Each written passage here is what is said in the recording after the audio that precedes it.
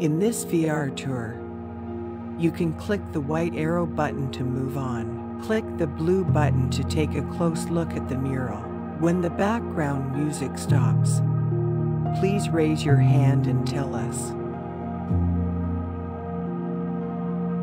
Hello, welcome to Dunhuang in the Mogao Caves. Dunhuang is an oasis located at a religious and cultural crossroads on the Silk Road in Gansu Province, China.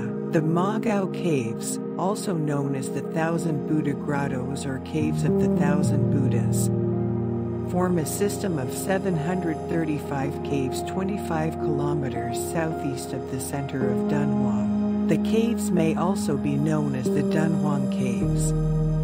However, this term is also used as a collective term to include other Buddhist cave sites in and around the Dunhuang area, such as the Western Thousand Buddha Caves, Eastern Thousand Buddha Caves, Yulin Caves, and 5 Temple Caves. The caves contain some of the finest examples of Buddhist art spanning a period of 1,000 years. The first caves were dug out in AD 366 as places of Buddhist meditation and worship. The Mogao Caves are the best known of the Chinese Buddhist grottos and, along with Longmen Grottos and Yungang Grottos, are one of the 3 famous ancient Buddhist sculptural sites of China. The caves themselves are now a popular tourist destination, with a number open for visiting. Since 1987, the Mogao Cave Complex is included to the UNESCO World Heritage Site as one of the most unique monuments of the Buddhist religion, culture and art. Cave 285 is one of the 735 caves in the Mogao Caves. This cave was constructed during the Datong era in the Western Wei Dynasty, and it is the dated earliest cave among the Dunhuang Caves.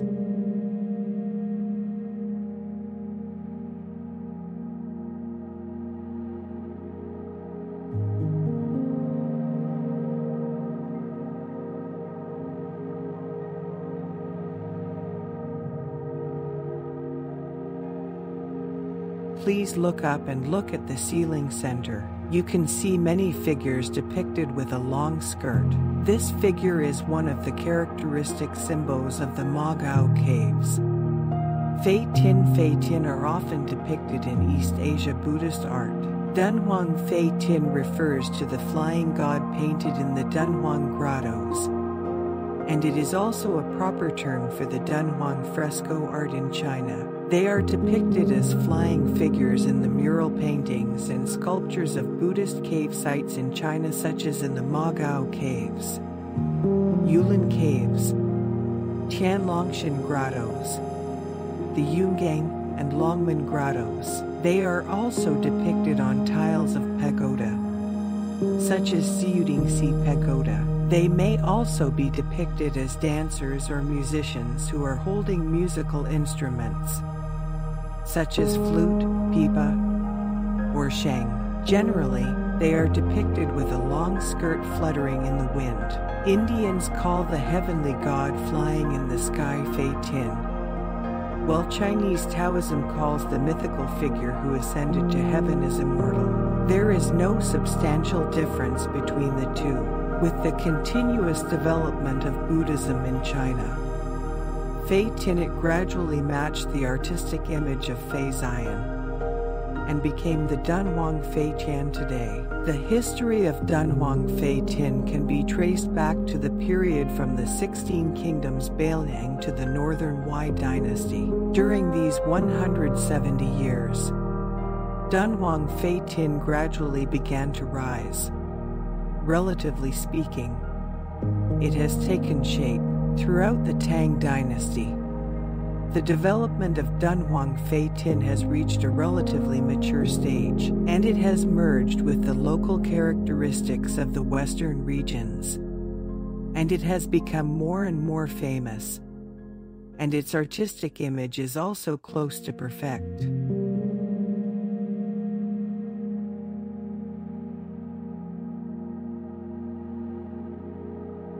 Now please turn to the right-hand side of the cave. I am going to introduce one of the interesting murals in the Mogao Caves. The portrait of sponsors of the cave. Except for portraits of Buddhist characters, there are a lot of colored paintings of sponsors of the cave owners, their family, and donors, and their outing entourages in the Dunhuang Caves. For the individual donors who contributed money collectively for the construction of caves, each monetary donor had a portrait with their names inscribed next to them. Some caves had up to 10 or even 1,000 donors, which had over 12 donor images. These collective donors were mostly low-level governmental officials, Buddhist monks, nuns, practitioners, villagers, painters, sculptors, maids and slaves. In this cave 285, you can see the portrait of donors and their names. The donor is a Zinbei. The donor was wearing Zinbei clothes and his Zinbei name was inscribed next to the painting. The Zinbei were a proto-Mongolic ancient nomadic people that once resided in the eastern Eurasian steppes in what is today Mongolia, Inner Mongolia, and northeastern China. Actually, the Zinbei was not allowed to wear Zinbei clothes and use Zinbei name at that time.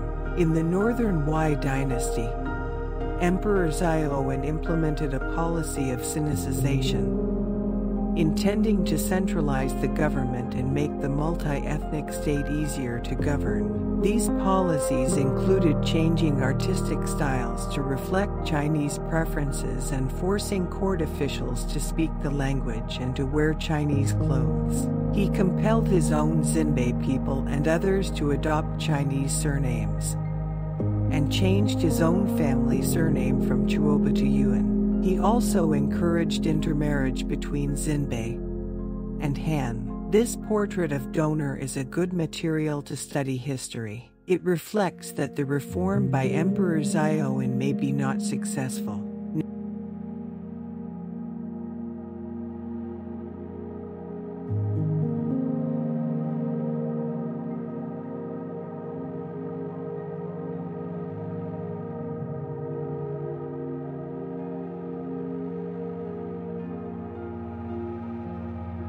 Now please keep looking at the right-hand side of the cave, and look at the top left corner of the mural. Do you see some blue paintings and there is a person sitting on a chair? Actually, this is valuable historical material about the chair history in China. Before the 6th century, China has no chair. The earliest images of chairs in China are from the 6th century Buddhist murals and stele. But the practice of sitting in chairs at that time was rare. It was not until the 12th century that chairs became widespread in China. Scholars disagree on the reasons for the adoption of the chair. The most common theories are that the chair was an outgrowth of indigenous Chinese furniture, that it evolved from a camp stool imported from Central Asia through Silk Road, and that the chair came to China from India as a form of Buddhist monastic furniture. The vast trade networks of the Silk Roads carried more than just merchandise and precious commodities. In fact, the constant movement and mixing of populations brought about the widespread transmission of knowledge, ideas, cultures, and beliefs, which had a profound impact on the history and civilizations of the Eurasian peoples. Merchants on the Silk Road transported goods and traded at bazaars or caravanserai along the way. They traded goods such as silk, spices, tea, ivory, cotton, wool, precious metals, and ideas. Travelers along the Silk Roads were attracted not only by trade but also by the intellectual and cultural exchange taking place in cities along the Silk Roads, many of which developed into hubs of culture and learning. Science, arts, and literature, as well as crafts and technologies, were thus shared and disseminated into societies along the length of these routes. And in this way, languages, religions, and cultures developed and influenced one another.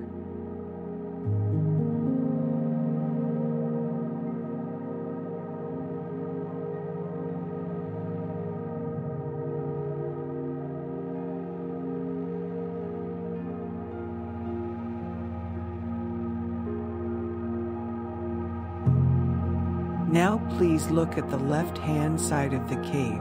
There is a mural showing some people kneeling down. It is telling the story of 500 robbers become Buddhas. In ancient India, 500 thieves occupied people's land in order to rob them. The king was angry about their notorious behavior and ordered the army to arrest them.